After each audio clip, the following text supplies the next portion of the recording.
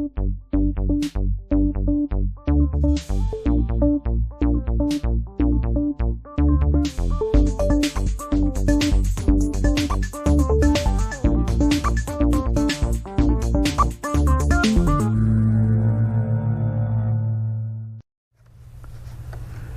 we're here with Delson Armstrong today, talking about an interesting subject of Kundalini.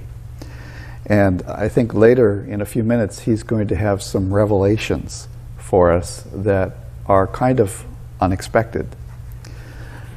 But first, let's get a little bit of background. My name is David Johnson, by the way. We're at the Sukha Meditation Center. And as I said, this is Dhammachariya Delson Armstrong. I understand you have quite a lot of experience with Kundalini practices, and you've even suggested that you've taken them as far as you can go. Can you tell us a little bit about that? Yeah, so Kundalini practice, I started Kundalini practice around the age of 16 or 17. So for those of you who might have seen my videos on my background, you know that I went to the Himalayas and spent some time there. While I was there, I was introduced to different kinds of yoga practices, which include Kundalini and specifically Kriya Yoga. So I did 3 different lineages of Kriya Yoga, and there's 6 different degrees that you go through with Kriya Yoga. And so the idea is to ignite the Kundalini and bring it up from the base of the spine all the way up to the crown, and then you have an experience. So the way to do that is through the different Kriya practices. And so as you get through each of the higher degrees of Kriya practice, it gets easier and easier for the Kundalini to reach into different parts of the spine. And there are different segments within the spine which you get towards. And I've done basically all of them to the point where I've had multiple Kundalini experiences which have led to very cosmic consciousness-like experiences. So a union with the entire cosmos, a sense of this, little I or the little me becoming the greater I or the greater me. Mm-hmm. And I was kind of obsessive about the practice. I did it for about 6, 7, 8 hours a day. That's a lot. That is a lot. And to the point that I still have the burn marks on my back. You have burn marks on your back. Let's just be a little cautious about your practice out there. Yes. What is Kundalini? Yeah, so Kundalini is understood as what's known as Shakti. Shakti is like the force, energy that pervades the universe, is all around us. So Kundalini is nothing but really electrical activity that's going on in your nervous system. A lot of people talk about the Kundalini being this coiled serpent at the base of the spine. Right, snake. So 3.5 coils, and then you awaken it, and then it comes up into the crown. But actually Kundalini is everywhere. It's basically the electrical activity of your nervous system. And it becomes more centralized around the spine, obviously, because there's so many different networks of different nerves that are converging through the spine, the spinal canal. So the idea is that the Kundalini is most potent over there.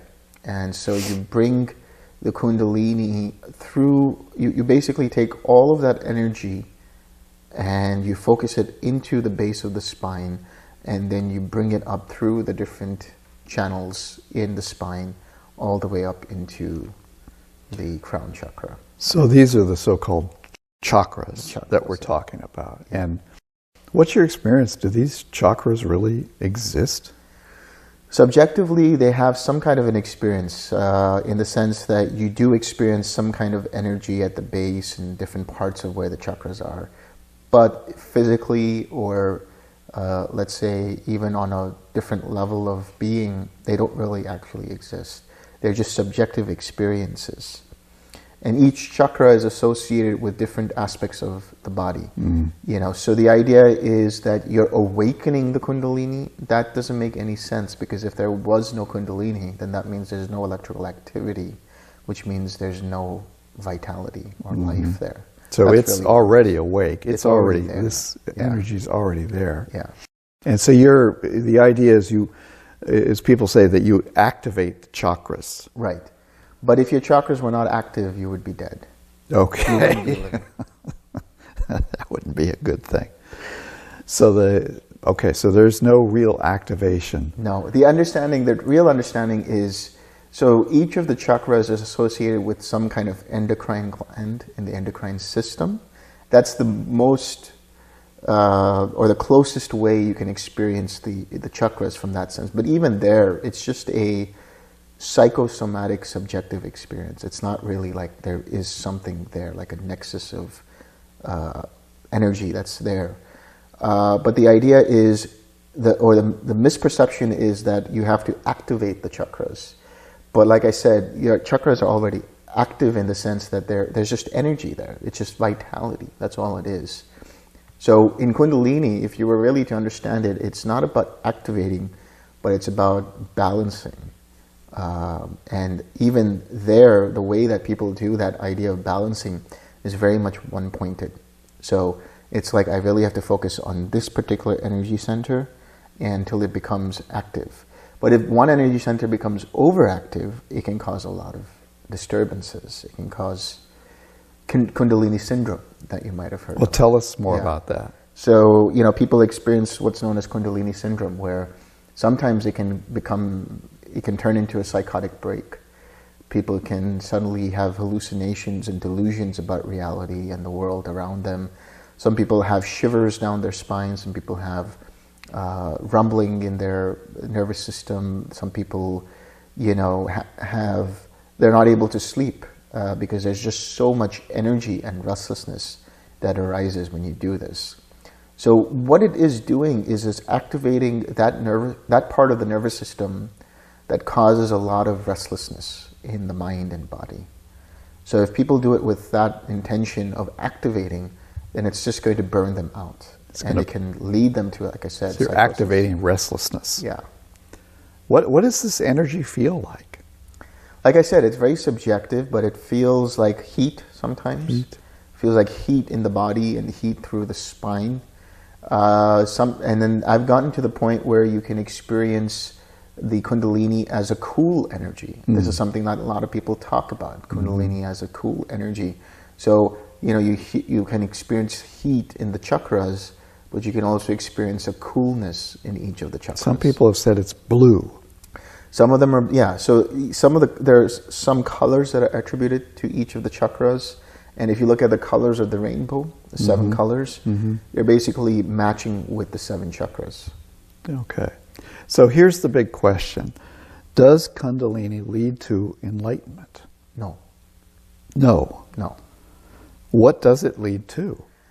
It leads to a conditioned experience. Because first of all, we have to define what we mean by enlightenment. If we're talking about enlightenment in the sense that it's the cessation of suffering, and it's the understanding of how mind works, and then the letting go of craving and so on, then by definition, Kundalini does not result in any of those. Kundalini results in a conditioned experience which is akin to infinite space, or even the idea of infinite consciousness. This is one of the jhanas. One of the jhanas, that's right. So the idea is that Kundalini can lead you to becoming one with the universe, but that's an experience people have subjectively when they have an expansiveness of awareness in infinite space. And actually, based on what I just said, Kundalini causes more restlessness, causes more activity, causes actually more craving, because you're constructing an experience rather than deconditioning it and coming to something that's unconditioned. So instead of relaxing, you're actually going toward more restlessness. Yes. More energy. Yes. Which never calms down, never comes to the balance. No. It's where you want. It's very intense. Like the whole idea of Kundalini is bring up as much energy as you can. Activate your nervous system to a point that you bring up a lot of intensity. And that's why with Kundalini practice, people can experience a lot of emotional upheavals. So sometimes they can go into depression, sometimes they can have a lot of anxiety, sometimes they can suddenly flip out and become very angry, and sometimes they can have a lot of joy. I mean, yes, they can have a lot of joy, but that joy is very restless joy. And it's like uncontainable, uncontrollable laughter, for example. But all of these are just conditioned experiences, and most of them are very unpleasant to experience. What did the Buddha say about chakras and Kundalini? He didn't. He didn't. He never didn't even mention it. No, if you go into the suttas, there's no mention about these energy centers. There's no mention about Kundalini. There's no mention about focusing on the spine or focusing on energy centers or anything. You know, a lot of people try to equate the anapanasati with pranayama and say, well, we're using breath practice as a way to awaken the Kundalini.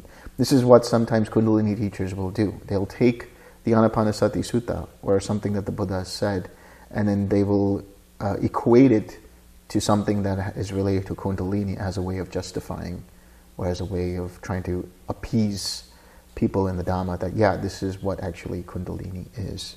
Mm-hmm. But the Buddha never actually mentioned any of that. He didn't even mention anything about focusing on your breath in Anapanasati, as we know. He said just the breath is natural. There's no control over the breath. There's no control over any energy. Tranquilizing formations, which means to relax. And I've never come across where in Kundalini you're relaxing. Very few teachers have I come across in the Kundalini practice who talk about balancing the chakras, let alone talk about relaxing to balance the chakras. So it's all about spinning the energy up, yes. Increasing the energy constantly to get to some goal. Yes. Now in the suttas, I think it's mentioned that some practices get the breath going, and then there's this feeling of happiness, and then they just go off and take that as an object. What would you say about that? So that would not be correct practice. That would be ineffective practice. That's not the right practice. The reason is because what you're doing is you are creating an experience of joy. The joy that we experience from jhana is not created. It's a result of letting go.